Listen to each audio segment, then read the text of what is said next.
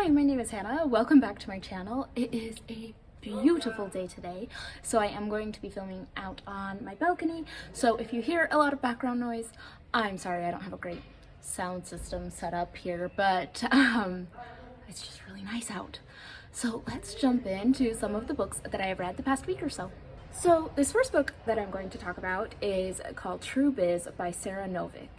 And this was told super interestingly. So I actually listened to this on audiobook. At the beginning of the audiobook, it had a little bit of an explanation.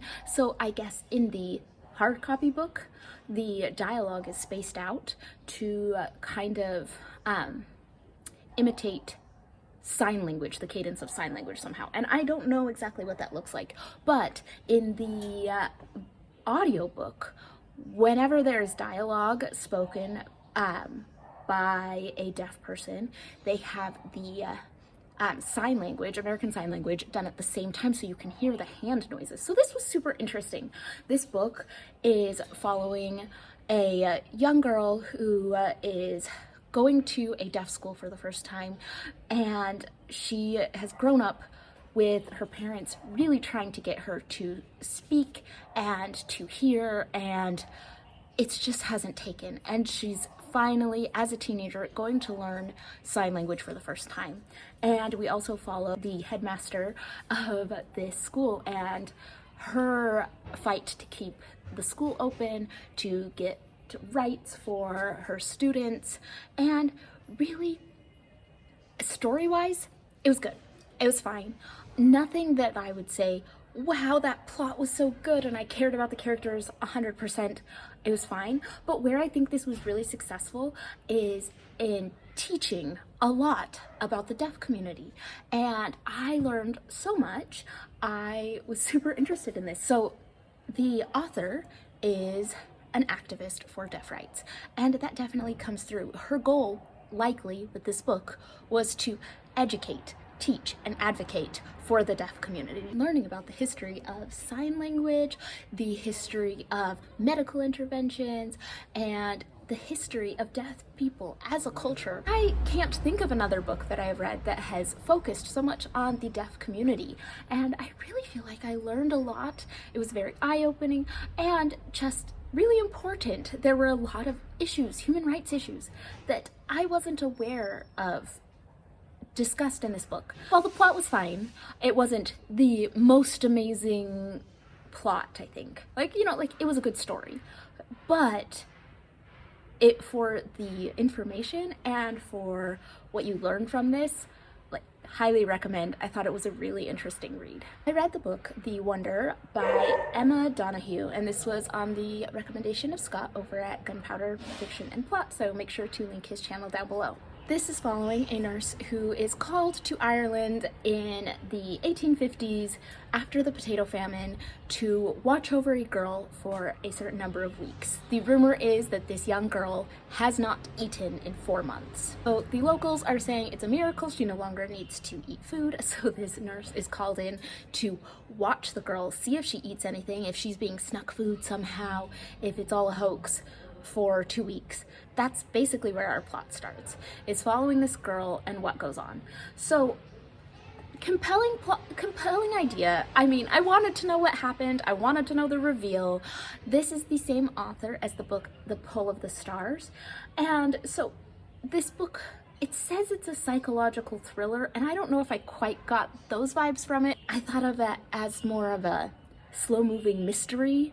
I wanted to know what happened, what was going on. I didn't really feel imminent danger other than something is wrong with this child. Having read The Pull of the Stars a year or so ago, and then having read this one, I had some weird moments comparing and contrasting the books. In The Wonder, we have a nurse in Ireland, and in The Pull of the Stars, you also have a nurse in Ireland. Now, for the last part of my review on The Wonder, I am going to be really spoilery and just talk about the ending. So if you do not want to hear the spoilers for this book, please skip ahead in the timestamps to the next book. I'll just mark it in the little bar down below because I am going to spoil it. So I had 2 complaints with The Pull of the Stars. The first being, I felt like the relationship, the romance in it, it kind of came out of nowhere for me. I guess I didn't really see the buildup.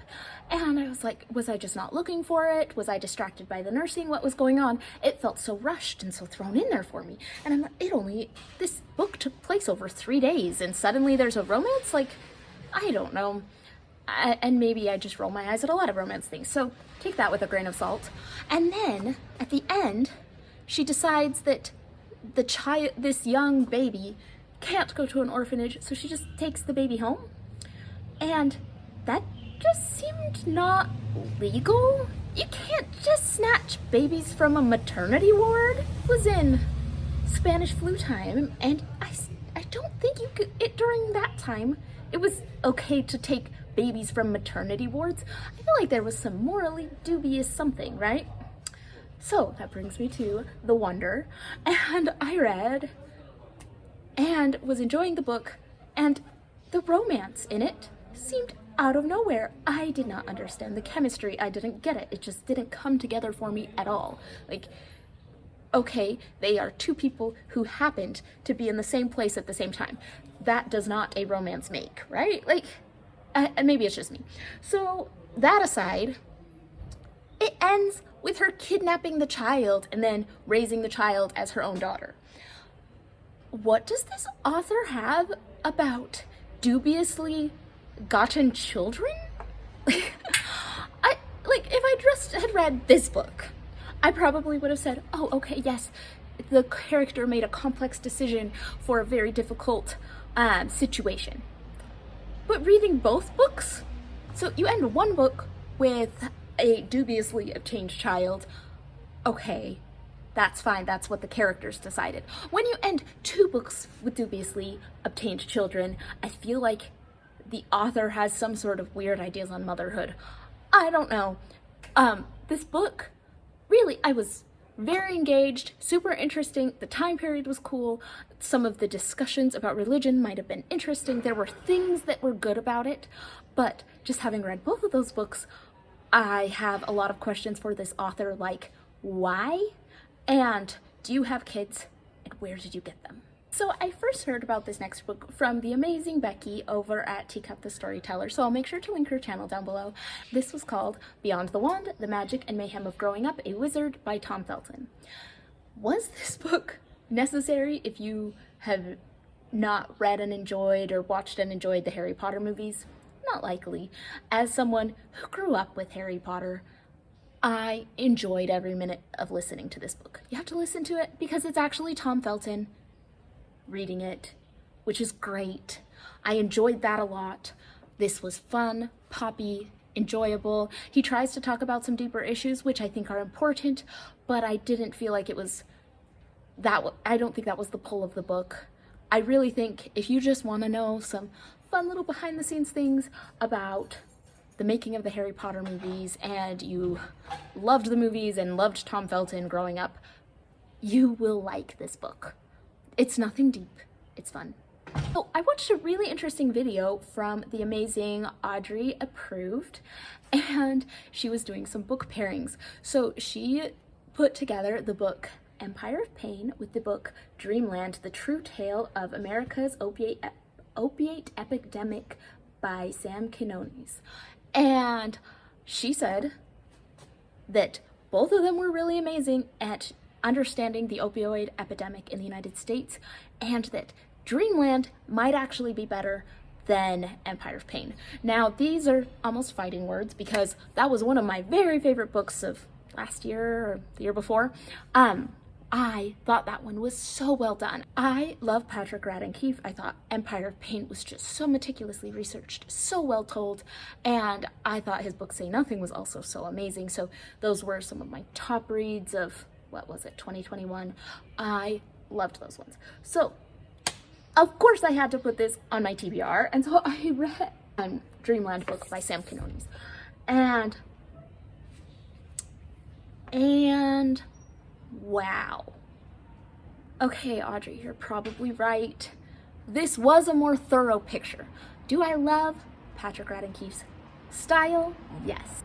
Yes, I love his style. I love what he does with things. He makes his books so engaging. So I am not going to tell you not to read Empire of Pain. You definitely should read Empire of Pain. That was such a good read, so engaging and just in depth about the Sackler family and Purdue Pharma and the start of the opioid epidemic in the United States.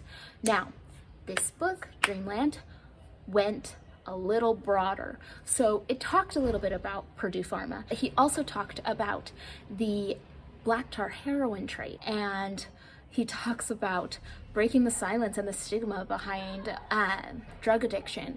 And he talks about how in recovery, it takes more than 2 years for your dopamine receptors to function normally again. Like, this is not a quick fix. You have to be in treatment for a long time. These are such devastating drugs. So that was very interesting, as well as some of just the horrible effects of these overprescribing pill mills.